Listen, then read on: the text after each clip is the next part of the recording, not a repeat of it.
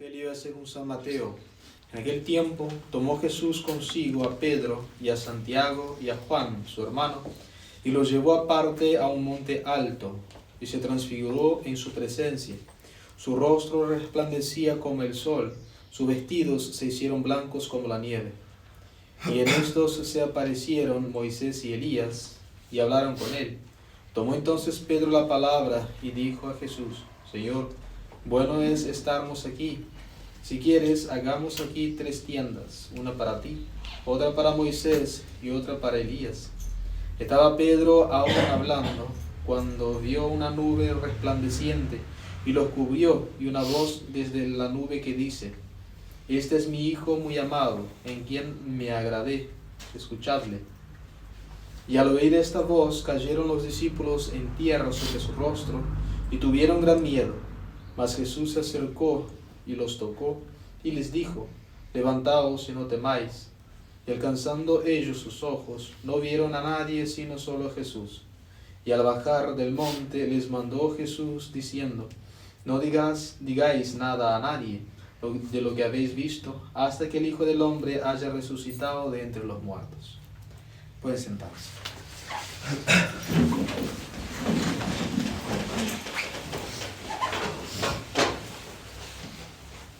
La epístola está tomada de la segunda carta del apóstol San Pedro. Carísimos, no os hemos dado a conocer el poder y la venida de nuestro Señor Jesucristo, basados en fábulas ingeniosas, sino como testigos oculares que somos de su grandeza.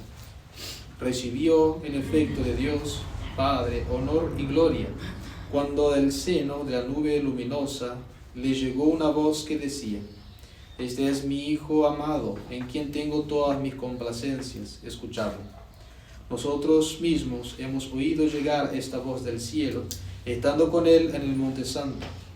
Así la palabra de los profetas toma para nosotros una nueva fuerza, y hacéis bien en mirarla como la lámpara que brilla en tenebroso lugar, hasta que alboree el día y nazca en nuestros corazones el lucero de la mañana.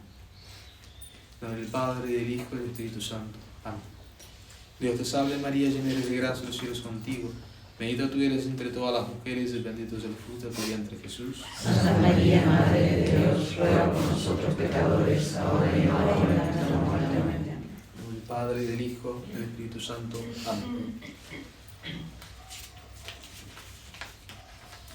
Vamos a hacer algunas consideraciones sobre la ocasión de la transfiguración de nuestro Señor Jesucristo. La primera consideración es tener en cuenta cómo tanto el evangelista San Mateo como el apóstol San Pedro destacan en esa aparición gloriosa de nuestro Señor el hecho particular de que se haya oído la voz de Dios Padre. San Pablo dice en la epístola a los Hebreos que primeramente Dios Padre habló a los patriarcas, después por medio de los profetas, pero al final, en la consumación de los tiempos, en la plenitud de los tiempos, habló por medio de su Hijo. En el Antiguo Testamento, Dios Padre produce una prolija acción de comunicación con los hombres. Eso es lo que llena todo el Antiguo Testamento. Pero el Antiguo Testamento es la preparación para el Nuevo, que precisamente consiste en la venida del Verbo encarnado, la venida de la sabiduría eterna. Dios Padre se limita en el Nuevo Testamento a decir solamente: Este es mi Hijo, oídle. Lo hace Dios Padre en el bautismo de nuestro Señor. Lo hace Dios Padre en la transfiguración y también cuando nuestro Señor pide la glorificación propia suya. Dios Padre hace oír su voz que dice: glorifiqué y todavía he de glorificar aún más. De las veces que se escuchó entonces la voz de Dios Padre en el Nuevo Testamento, fue por supuesto para dar testimonio del que Él mismo enviaba al mundo como el gran Salvador. También podemos relacionar esas palabras de Dios Padre con el único mandamiento la única orden que da la Santísima Virgen María y que está expresa en la Sagrada Escritura. La Virgen María habló muy poco durante su vida, más contemplaba que hablaba, pero de las veces que habló con mucha precisión. Y solamente una orden tenemos de la Virgen, y es en el milagro de las bodas de Caná. Cuando la Virgen intercede por aquel milagro, le dice a los mayordomos: haced lo que Él os diga. Es el único imperio de la Virgen, la única frase imperativa que tenemos de la Santísima Virgen María en los Evangelios: haced lo que Él os diga. Fíjense, como padre y madre dan el mismo testimonio de su Hijo. Nuestro Señor quiso mostrarse transfigurado para dar testimonio de su propia gloria. Recuerden que nuestro Señor vino a la tierra todavía con un cuerpo mortal, porque mediante ese cuerpo, mediante ese poder padecer, poder sufrir, poder morir, Él iba a redimir al mundo. Entonces era un cuerpo, si bien bellísimo, si bien hermosísimo, perfectísimo, era un cuerpo todavía ligado a lo que se llama las reliquias del pecado. No porque nuestro Señor lo tuviera de manera alguna, sino que nuestro Señor asumió nuestros pecados para pagar por ellos, y solamente quiso pagar por medio del dolor, que es la forma donde se prueba el amor. También quiso mostrar lo que será la gloria de los que van a salvarse. Quiso dejar el testimonio a 3 de los apóstoles de lo que va a ser el candor, la gloria, la blancura, el brillo de las almas en el cielo. Es verdad, nosotros no lo vimos, pero escuchamos a San Pedro dar el testimonio en una de sus cartas. Porque nosotros somos coherederos con Cristo si alcanzamos la salvación. Nuestra glorificación es una participación de la suya. Entonces nuestro Señor se muestra como diciendo: el que me siga, con la cruz en la tierra, gloria tendrá en el cielo. Otra consideración es el lugar donde nuestro Señor elige para mostrar su gloria. Que la transfiguración de nuestro Señor no es otra cosa, sino que el reflejo de la gloria del alma en ese cuerpo que todavía tenía las disposiciones para sufrir, o sea, un cuerpo mortal. Es un reflejo de la gloria de nuestro Señor. Pero para mostrar al mundo ese reflejo, sin mostrar al mundo, si bien se mostró solamente a 3 de los apóstoles, después nuestro Señor dice que cuenten la buena nueva. Eso sí, después de su resurrección. Pero nuestro Señor se muestra al mundo, pero en un lugar apartado. Dios habla a los hombres, muestra su misma gloria en un lugar apartado, en un monte alto, lejos del bullicio, lejos de la demasía de población, mostrando que Dios habla en el silencio, habla en el secreto. Nosotros cometemos un error muy grande de no poner espacios de silencio en nuestros días. Vamos en el auto, radio prendida. Estamos limpiando la casa, la televisión prendida. Estamos caminando, audífonos puestos. No hay silencio. La reflexión, que es lo que hace de un hombre, un verdadero hombre, el reflexionar sobre sus acciones, no se puede sin silencio en el día. Un rato de meditación sin la ayuda del silencio es casi imposible. La contemplación es otra cosa porque es un arrebato de Dios. Pero el no poner ratos de silencio, como apartarse del mundo, no del mundo físico, porque uno puede meterse en el cuarto, meterse en la pieza, pero como tiene todas las informaciones en una pantallita, el mundo está adentro de la pieza también. Entonces, tener ratos así, no de ocio, sino de estar en silencio, haciendo una pura oración, aunque sean 5 minutos de oración ardiente, oración fervorosa, en silencio, que allí es donde Dios comunica sus secretos. La cuarta consideración es la compañía que tuvo nuestro Señor Jesucristo en el monte Tabor. Nuestro Señor eligió 3 de sus apóstoles para que lo vieran glorioso. Esos 3 apóstoles, como sabemos, San Pedro, San Juan y Santiago, representan las 3 principales virtudes: la fe, la esperanza y la caridad. Nuestro primer sumo pontífice, San Pedro, representa la fe viva, una fe hirviente, porque era un hombre fogoso. San Pedro, que no solamente tenía la característica de tener una fe firme, tenía la característica, como fue sumo pontífice, de tener una fe infalible. Y muestra, San Pedro, que si nosotros lo seguimos en el camino que él hizo en el monte Tabor, infaliblemente llegaremos a la gloria, porque tiene una fe infalible, como lo tienen todos sus verdaderos sucesores. Fíjense cómo la fe de Pedro, la cabeza visible de la iglesia, nos lleva a Cristo glorificado. Es el verdadero sumo pontífice, no el lobo vestido de oveja.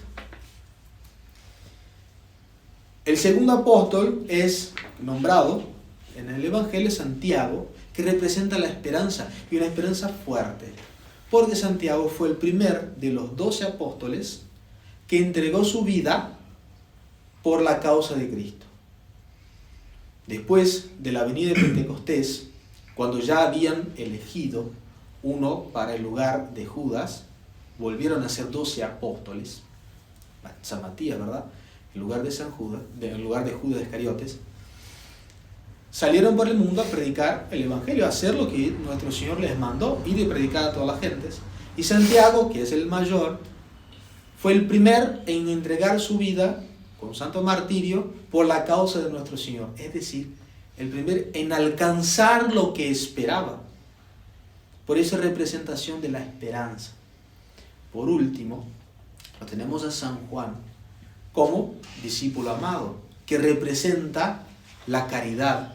Y si damos riendas sueltas a la imaginación, podemos ver a nuestro Señor subiendo el monte Tabor, como hombre vigoroso que era, y de casi 30 años, subiendo a pasos largos, y un jovencito que lo sigue de cerca, porque es joven, y 2 más experimentados caminando para atrás.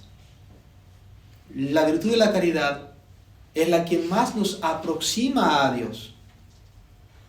Sin la caridad no existe fe viva. Sin la caridad no existe esperanza fuerte.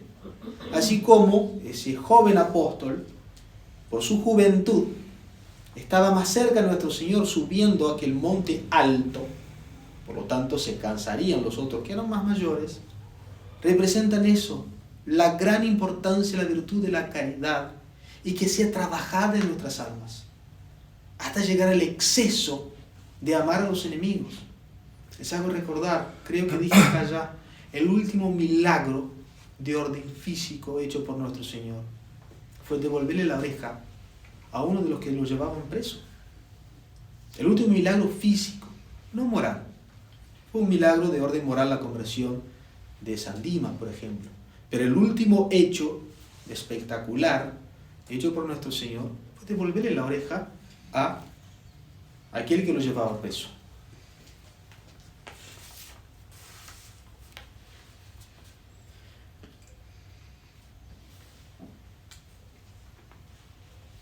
Nuestro Señor aparece junto con Elías y Moisés en la transfiguración. 3 motivos podemos imaginar que hicieron que nuestro Señor eligiera esos 2 profetas. Primero, porque eran los más señalados en el Antiguo Testamento. Tanto es así que las veces que se nombran juntos Moisés y Elías, representan la ley del Antiguo Testamento, que era una ley santa. Era la ley que guiaba las almas a la verdadera expectación del Mesías. Y no se puede decir que no era una ley buena, si es dada por el mismo Dios. Ya no existe más. Pero Moisés, como fue el gran legislador del pueblo hebreo, representa la ley que preparó el mundo para la venida del Mesías. Y Elías representa a los profetas que anunciaron a ese mismo Mesías. Entonces, que aparezca Moisés y Elías es un testimonio de la servidumbre que tiene el Antiguo Testamento para con el Nuevo. No es decir que hoy ya no nos sirve de nada el Antiguo Testamento. Sería un absurdo. Los 10 mandamientos están ahí. Hay aspectos hermosísimos en los libros históricos, por ejemplo, que es más accesible al entendimiento.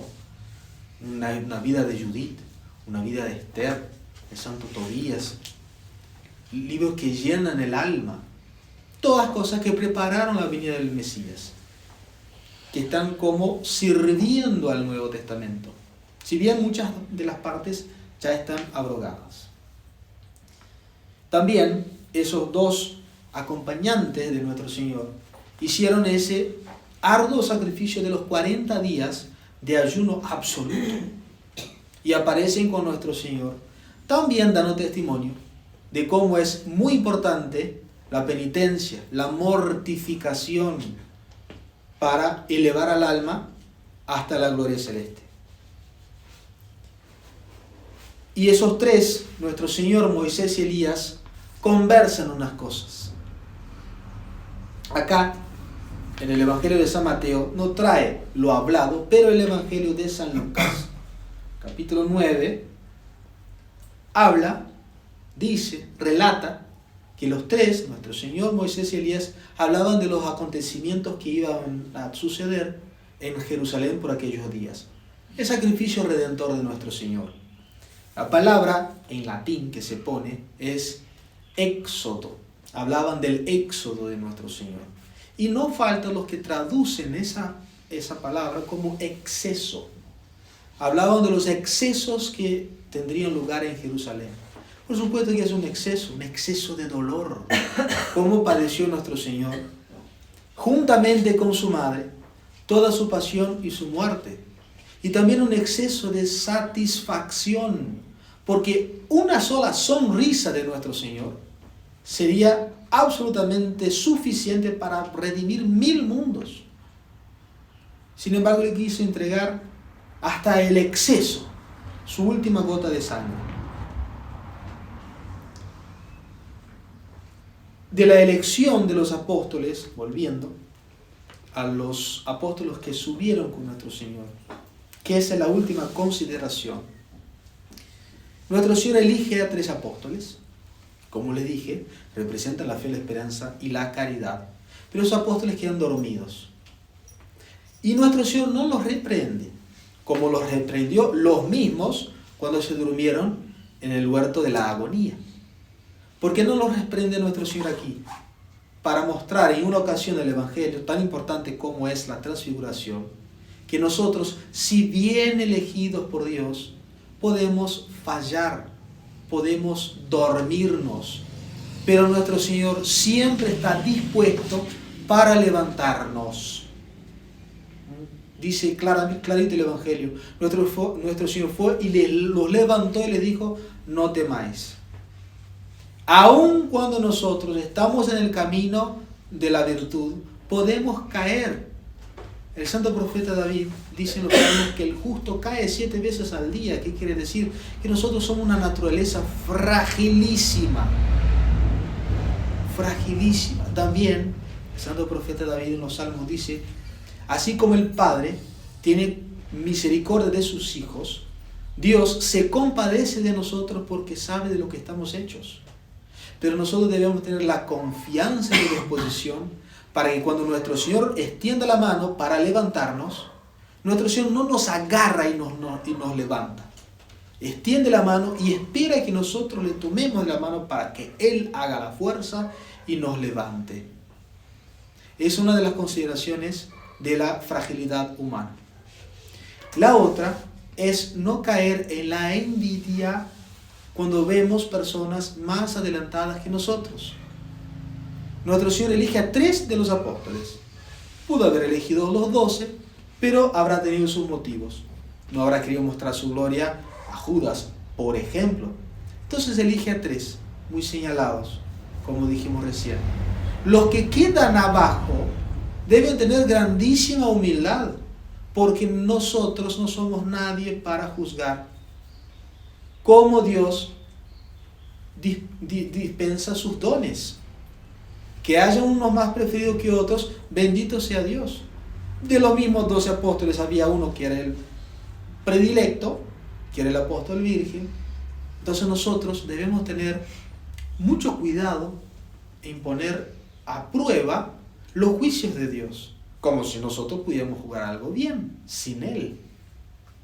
No ver a los demás mejores que nosotros y caer en el gran pecado de la envidia, porque esa es la envidia catalogada como pecado capital. Ver el bien de los demás, y peor aún si es un bien sobrenatural, y querer que el otro no lo tenga porque yo no lo tengo. Esa es la envidia como pecado capital. Y nosotros tenemos que tener mucho cuidado para no entrar en esas comparaciones sonzas, infantiles. Aquel puede más que yo. No. Ser fieles en lo que Dios me manda ser fiel. La mujer casada no puede envidiar a la monja, porque son 2 vocaciones distintas. Ay, que ella reza más que yo. Pues haciendo la comida y limpiando la casa y recibiendo bien al marido después del trabajo es grandísima oración. Y puede ser mejor que la de la monja. Porque el que es fiel en lo poco es fiel en lo mucho. Y el ser fiel al propio estado, sin juzgar las elecciones de Dios, es grandísima perfección. Veamos entonces a la Santísima Virgen María la gracia de tender siempre a ser parte de ese cuerpo glorioso de nuestro Señor. Don Guéranger dice que esa vestidura de nuestro Señor representa todas las almas que Él consiguió salvar. Y vamos a pedir a la Santísima Virgen María que seamos parte de ese candor, seamos una centella de ese brillo por toda la eternidad. Ave María Purísima. Padre.